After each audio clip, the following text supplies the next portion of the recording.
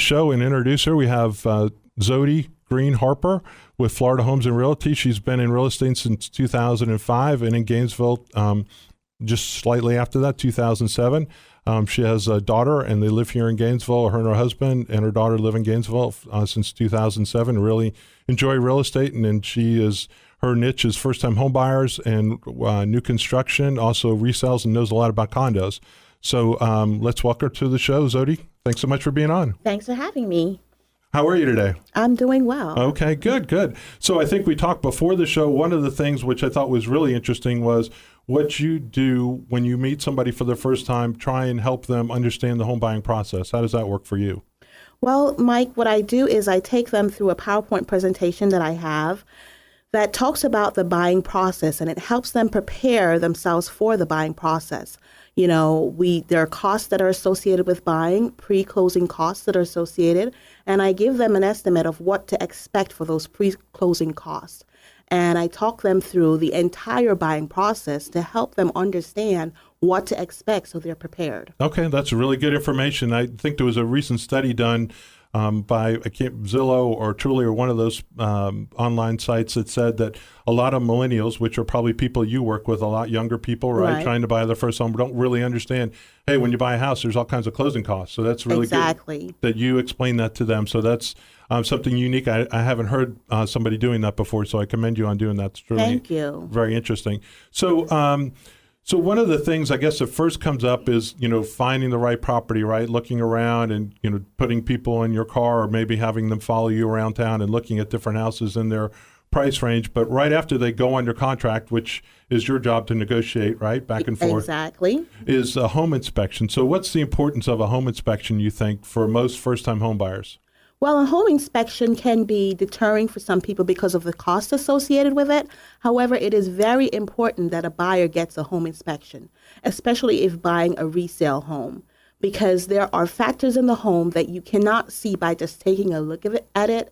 And a home inspector will be able to point out those factors. There's mold issues, termite issues, appliances may not be working, just different defects that you may not see. They go through the plumbing and everything like that. And I usually refer like 4 to 5 home inspectors that I've had really good working relationships with, and they actually go through the home really thoroughly and talk the buyer through the home and help them understand how the home operates so that when they do close on the home, they know what every nook and cranny of the home does, and it helps them feel more comfortable with the home they're buying. And then if the home is not a suitable home, they will point out in their report the defects that they have found in the home, and that the defects that are, that can be repaired or that are major that may want to deter them from moving forward with purchasing the home. Okay. Yeah, and they do that right after the home inspection, right? That's correct. Okay.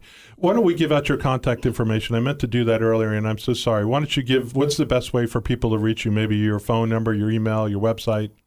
Well, my phone number is 352-215-5197. Again, that's 352-215-5197. My email address is Zodie, Z as in zebra, ODIE, green like the color, @gmail.com. My website is realestate-searches.com. Okay, great. All right.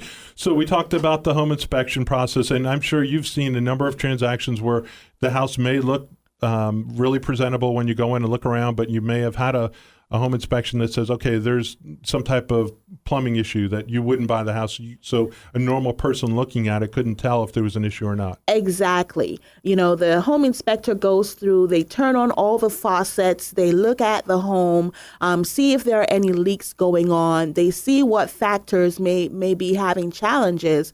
They turn on the appliances, make sure that the appliances are in working motion, and they just inspect the home thoroughly. They inspect the exterior, they inspect the roof, they tell you the lifespan of the roof and what, the time frame is that you may have in the home with the roof. So it's a very thorough inspection. They look at the exterior, the siding and everything like that, and help you determine what's going on with the home. Okay, well, that's really good because, the bank really is let the buyer beware. We don't require a home inspection, so it's really up to the buyer and the realtor to give good advice there and say, yeah, just because you think you know this house, you really should spend a few extra bucks when you're making the biggest investment of your life to determine if this is property is in good working order or not. So that's great. So one of the other things we wanted to discuss were the major don'ts when what you tell your buyers when I guess they're buying a house or in the process. What shouldn't they do? Well, unfortunately, because some buyers are not familiar with the buying process, they aren't aware of how their finances being changed can deter them from moving forward with a purchase. So some people get excited when they're buying their home and they say, oh, I want to get this piece of furniture and I want to get this appliance and all that stuff. And that just does not help. Most times when a buyer is moving forward with doing those purchases, they have to put it on credit. And as you know, Mike, if they put it on their credit card or they open a line of credit, that actually affects their debt to income ratio. Right. And so that, that's something that we don't want them to do because then that, is going to affect their purchasing power. Some people, they want to change jobs. That is not a good time. Some people make changes in a job and they're making less money. That changes their debt to income ratio as well. Right. That is something that you definitely don't want to do. There's pre-closing cost funds that you would have to expect. And that's anywhere from $2,000 to $3,000. Mm-hmm. And so you don't want to spend the funds that you have on making purchases that are not necessary, that can wait until after you close on the home.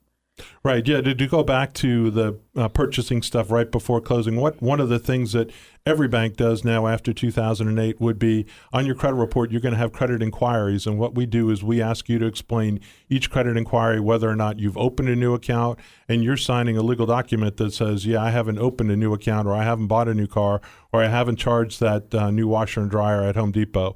So, this is really important, and we actually do that again right before closing. We do what's known as a soft pull, and then we match up the credit from the time they applied to the time they close, and any discrepancy may kick them out. So that's really good advice. You let your buyers know, hey, don't use your credit until after closing, because we don't want that big bad bank to come along and say, okay, you can't get this house now because you charged this stuff and your debt to income ratio is too high. And people obviously want to close on time. And make sure that they do. We try to explain that to them as well. Hey, don't buy anything on credit until after closing. Even though you may see a Labor Day sale this weekend and you're closing next week and you want to go buy all that new furniture and everything else. So, but yeah, good advice. So I think we're going to be back in just a moment. We're going to take a break. We have Zodie Green Harper here with Florida Homes and Realty, and we'll be back after this message.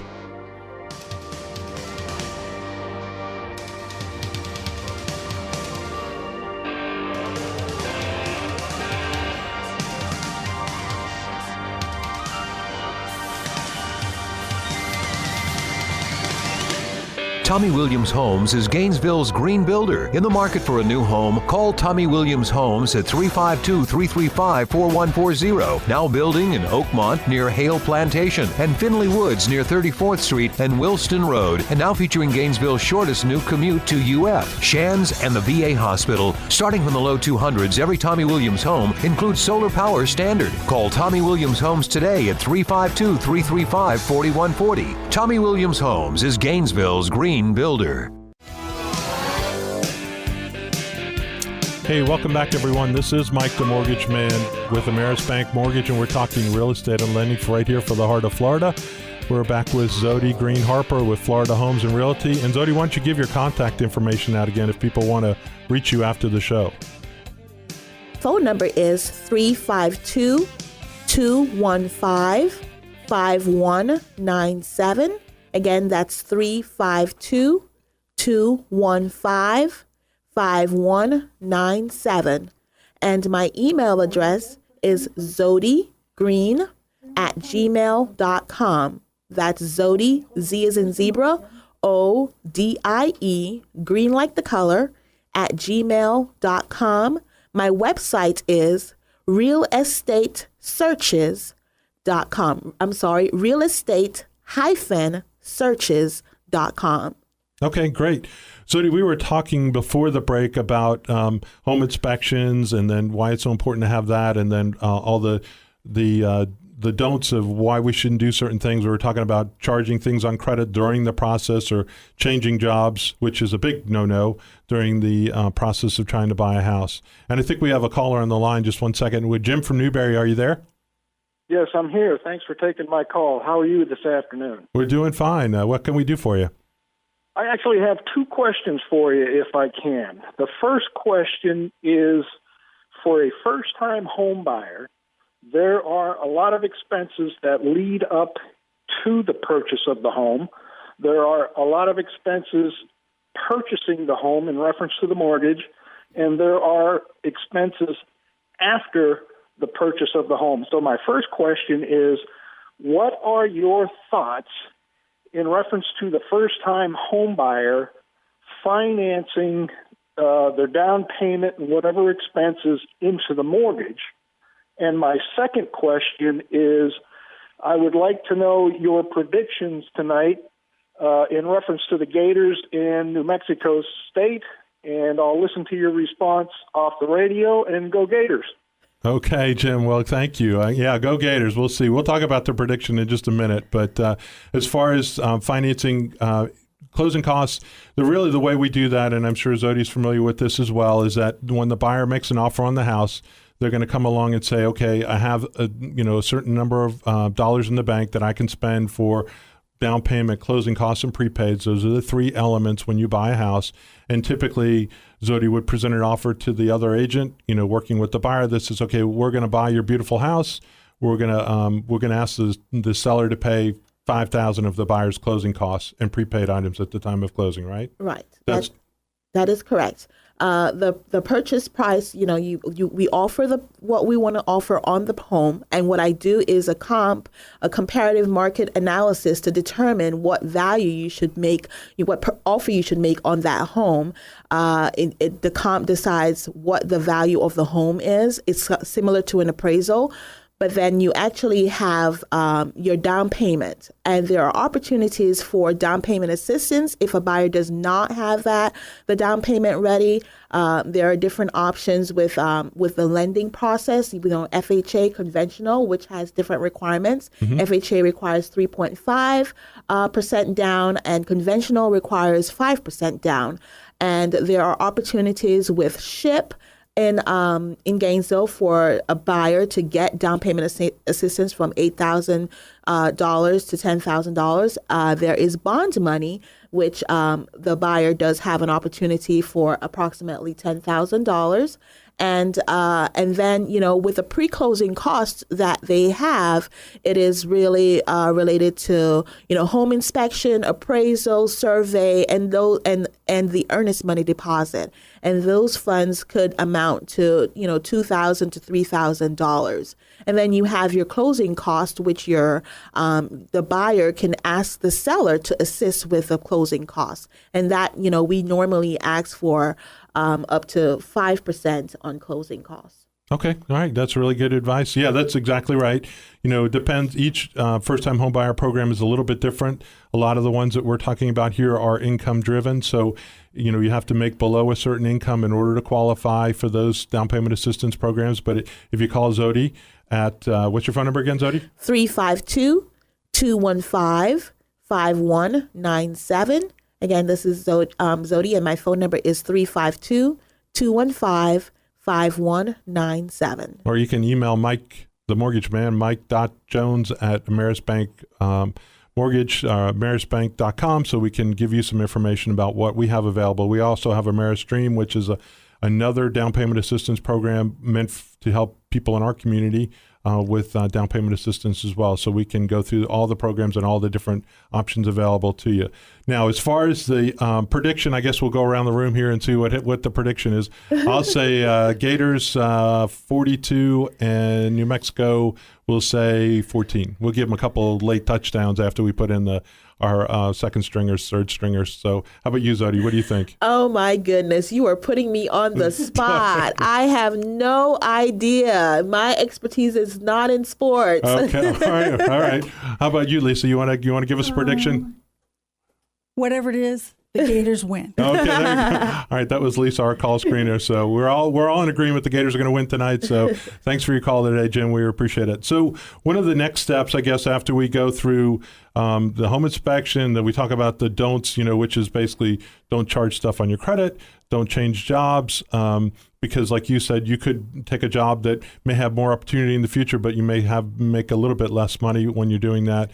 Don't, deplete money out of your account during that process as well. We want to make sure, or one of the things I would say as well, don't have deposits that can't be sourced from, put into your checking account. That's another big one that the banks are looking for now, is where you make a deposit and it can't be sourced.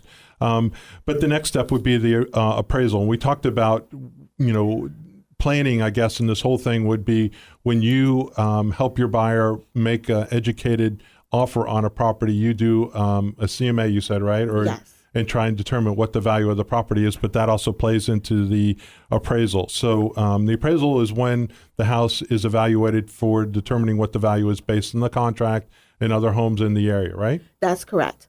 So the appraisal pulls approximately 9 comparable properties, homes that are closed recently in the area and homes that are currently active on the market. And so they determine, based on what has happened in the market, what the value of the home is, and comparing all the different aspects of the home in comparison to the homes that have closed.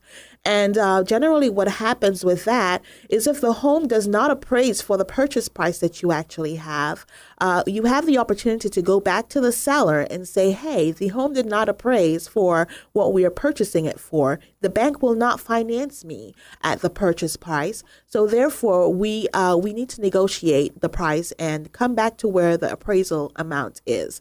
And so that is usually a factor that is usually a big help in deciding how to move forward with your purchase. Okay, yeah, that's good information. I think, we're pretty fortunate here. We don't get many low appraisals. It does happen from time to time, and sometimes the seller may have set the price too high, and that's why the bank, requires an appraisal not only to protect the customer, but really to protect the bank.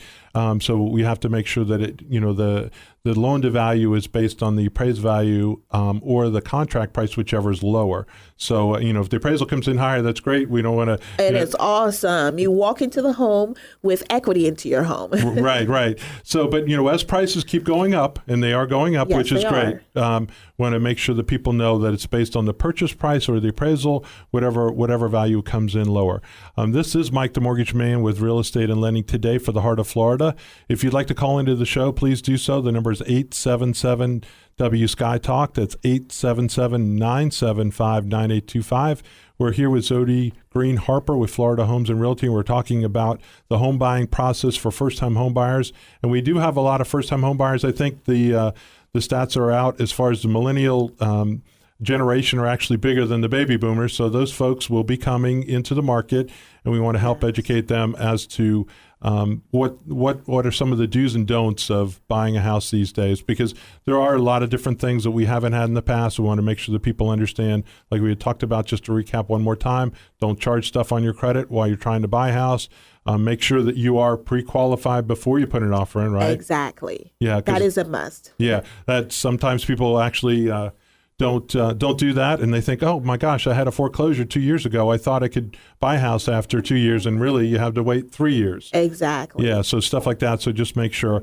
So one of the things that we talk about after the loan is approved and all the conditions are cleared, and we're going towards the closing, is we have a final walkthrough, right? You do a final walkthrough with every one of your clients. Yes, and the purpose of the final walkthrough is to make sure that the home is in the condition that we first saw the home.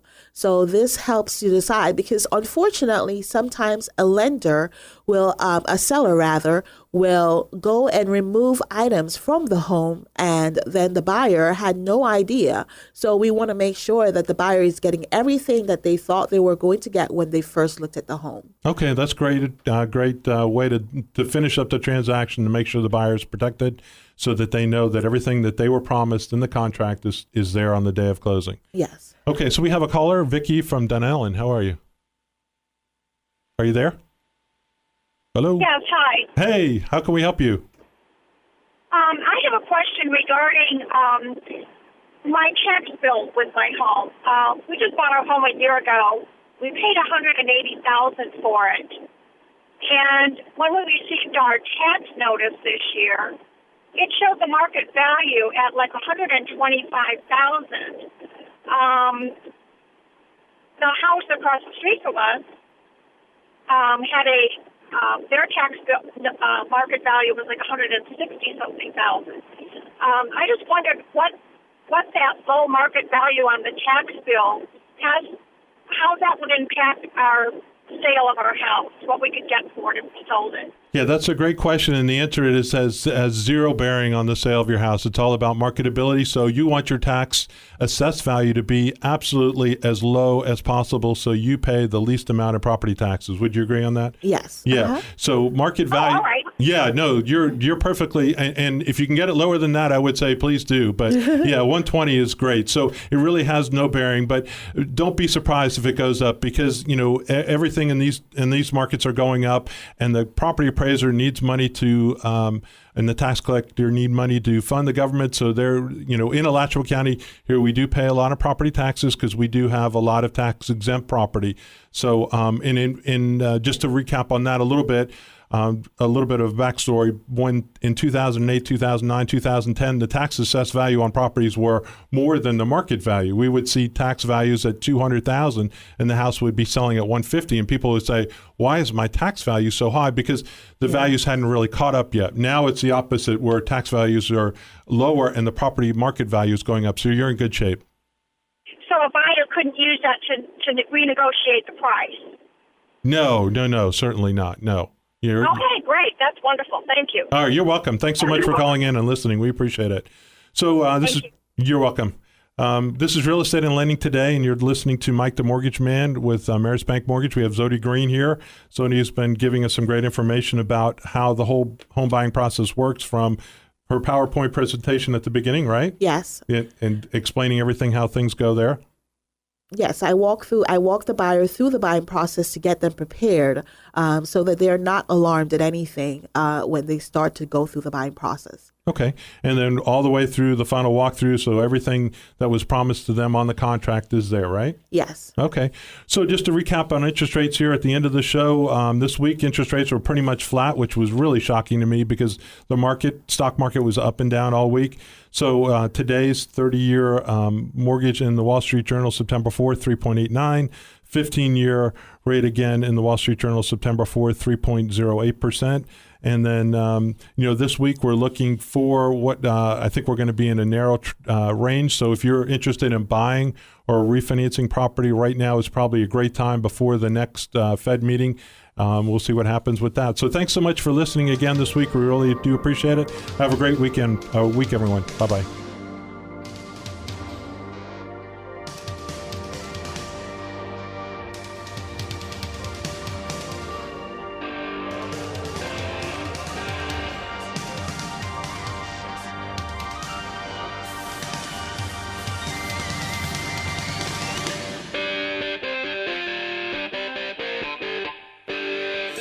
Ameris Bank Mortgage, NMLS 408099. Mike Jones's NMLS number is 315233. Ameris Bank Mortgage is a member FDIC and an equal housing lender. Applicants are subject to qualification requirements. Not all applicants will qualify. Rates and terms are subject to change at any time. Discussions are for information only and not a commitment to lend. Products may vary by company. Certain loans require mortgage insurance. Discuss all options with your Ameris Bank Mortgage loan originator.